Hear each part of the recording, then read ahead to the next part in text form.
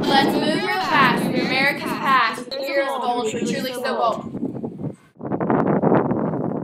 The English came in 1607. It was not their idea of a typical heaven. They learned independence from one John Smith.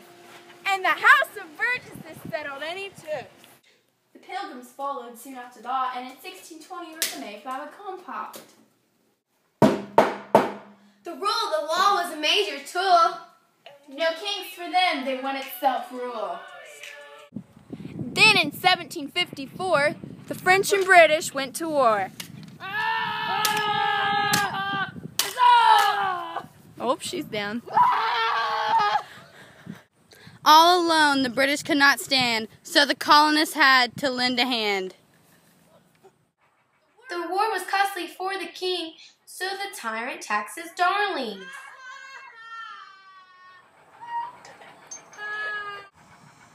The colonists did not want to pay, so they dumped his tea into Boston's Bay.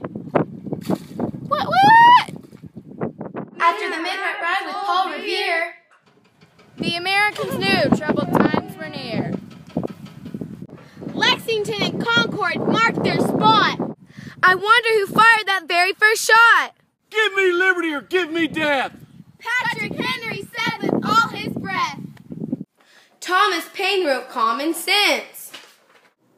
And Jefferson declared our independence. It was July 4th, 1776. And they put King George into a fix. The Treaty of Paris ended the war.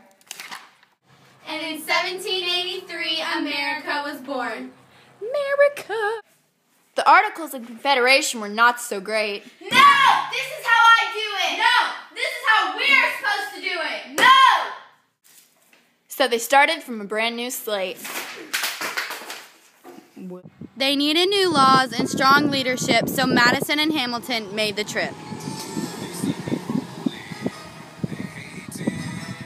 After much debate behind closed doors, the Constitution became our government's core.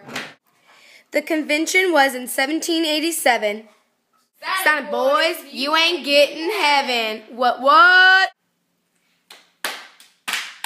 Ratified in 1791. The Bill of Rights has just begun. With amendments numbered 1 through 10. It protects the rights of all Americans. Washington was the father of our great nation. He said farewell to maintain isolation. The cabinet split with Hamilton and Jefferson. Between Federalist and Democratic Republican. The Louisiana Purchase was in 1803. Jefferson doubled the U.S. territory. Monroe had a doctrine that forced Europe away, And we would use force if they wanted to stay. And praise the common man and claim Native American lands. He was a hero in the War of 1812. Spoiled friends left when the banks all failed. Here comes the Industrial Revolution. We grew more cotton with Whitney's invention. Immigrants and farmers became more urban.